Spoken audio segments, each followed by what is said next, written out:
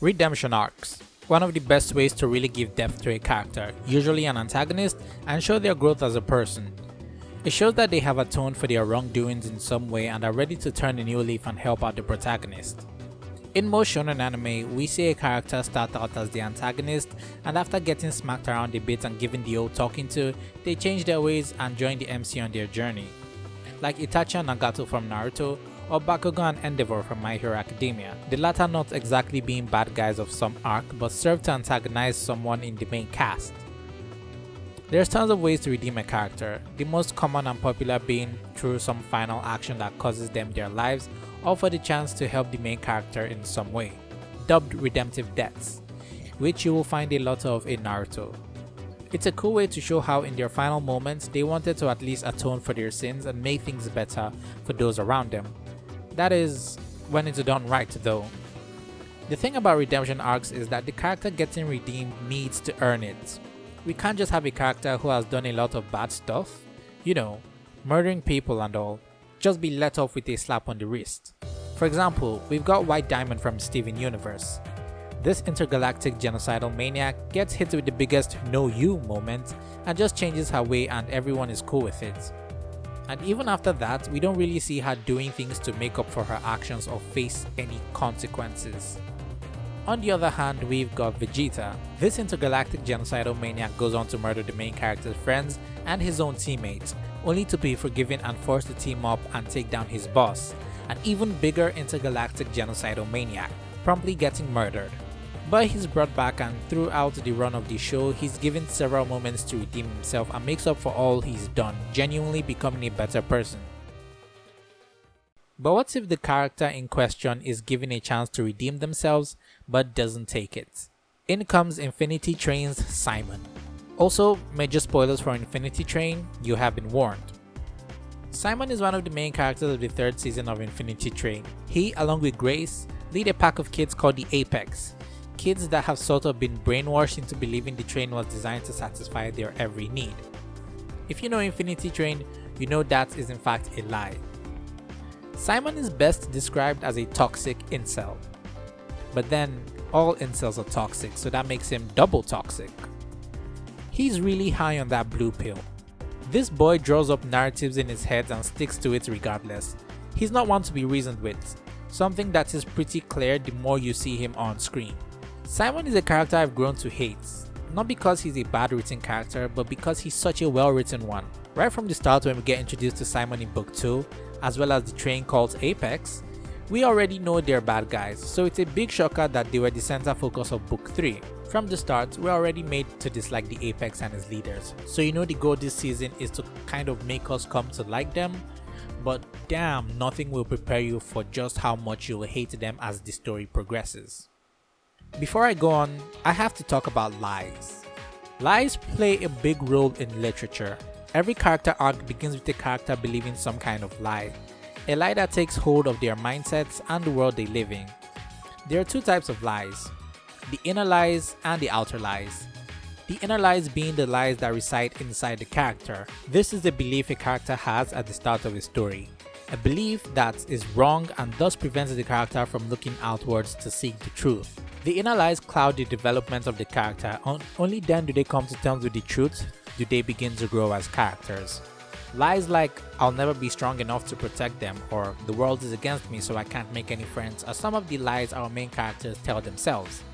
Outer lies, on the other hand, are lies that originate from the world the character resides in. These are lies that grab hold of the people that reside in the world, shaping their mindset and lifestyle. Like maybe some dictator who says the only way to happiness is by subscribing to his OnlyFans or face death. The lie is usually challenged by the main character who tries to expose the world to said lies and the truth. The truth being that the only way to find happiness is by subscribing to my OnlyFans. The only way to find happiness is subscribing to my channel. This is the type of lie that is usually found in most shonen like Naruto or Black Clover. So what do these lies have anything to do with Infinity Train?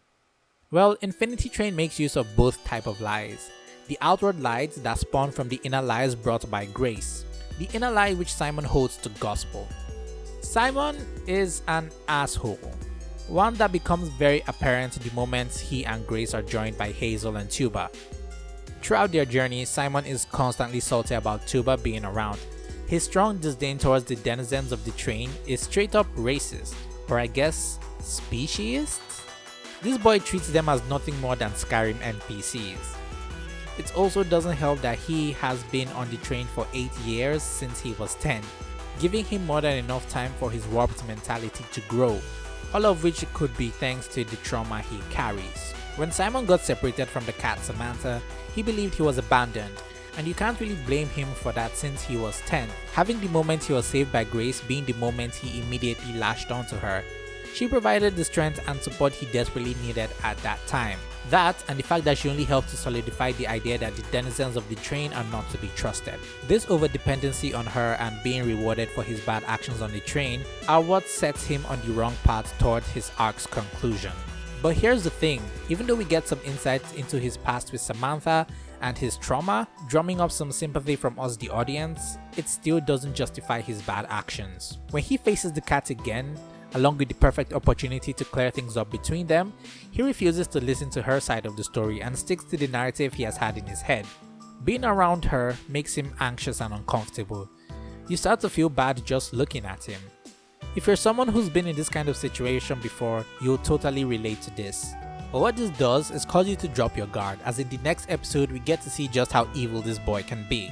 Up until now, Simon has been shown to be really against Tuba, butting heads with her on several occasions, something everyone in the party is aware of. And in this episode, the two are forced to work together. This causes you to drop your guard even more as the two of them start conversing and actually getting along.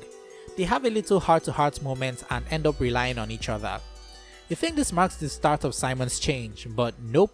He murders her in that same episode, with the rawest line in the show. Teamwork begins with two people trusting each other. But you're no person. This right here is the moment where whatever positive thoughts you had towards him gets thrown out the window, and it all goes downhill from here. He's constantly being an ass to Hazel when she wants to find a proper spot to hold a funeral for Tuba. This man has no empathy or sympathy for the girl who he just emotionally destroyed. She is terrified of him as he gets more and more imposing. He spirals out of control at this point. Even after coming across someone who explains to them that they are wrong, with proofs to back up her claims, he still doesn't believe her. It's ironic because Simon is seen as the logical one who tries to rationalize and analyze everything, but when someone brings actual logic to him, he just brushes them off. He's a narcissist who sees himself as always right, and whoever disagrees with him is wrong without room for consideration. His lack of empathy is what leads to his absolute downfall. When he finds out Hazel, the girl he's been spending time with throughout the season, is actually a denizen of the train, he's ready to abandon her straight up, throwing out the time he had spent with her out the window. Even when he finds out the truth about the conductor from looking into Grace's memories, presented with the truth up front, he still doesn't believe her because it doesn't match what he believes. This boy squanders every opportunity of redemption he is presented as they do not coincide with his viewpoint, going so far as to murder Grace, the person he has looked up to and been with for 8 years. 8 years! Speaking of Grace, she and Simon basically went through the same journey, learning to understand the train people, but whereas Grace was willing to change her viewpoint and accept the fact that she was wrong all this time, Simon does the exact opposite, only seeming to justify his own mindset. And despite everything Simon has done, in the climax of the season, Grace still tries to save him. This is the point you think he's finally ready to change, but nope. It's still that lack of empathy and failure to understand others' emotions that he sees this as an opportunity to finally do away with Grace. The moment that truly mentally breaks him. This puts him at his lowest, and you can tell a bit of him regrets it. Even the sight of Grace being saved doesn't faze him. Maybe at this moment he realized that perhaps he's been wrong all this time. Before he can do anything, take that first step of change, he jumped by one of those flying cockroach thingies and proceeds to traumatize every viewer out there. And even then, Grace still tries to save him. But unfortunately, it's too late. He's been reduced to dust, never getting the chance to change. Simon is a great look into what happens when a character believes their inner lies until it destroys them. He's been given a lot of opportunities to redeem himself, to set himself on the right path, but every time that happens, he does the exact opposite. He sets up his own demise in a way that even if he was saved, there is no way he could possibly redeem himself. Not even in his final moments is he able to. He doesn't get the chance to sacrifice himself for grace or something like that. He doesn't get redeemed through death. He just gets turned to dust, not even being able to get out some final words or apologize or anything like that. Honestly, this is a character death that leaves a weird feeling in my gut. I'm left not feeling satisfied or happy. I mean, I still hate him, but at the same time, I feel really bad for him. I guess that's what makes him such a good character. Simon, the Irredeemable. Thanks for making it to the end of this video. Let me know what you think about Simon and other irredeemable characters you've come across in the comments below. And if you enjoyed the video, leave a like. And if you really enjoyed the content I put out, consider subscribing so you don't miss out on future uploads. As always, I am your very favorite slice of bread, signing off.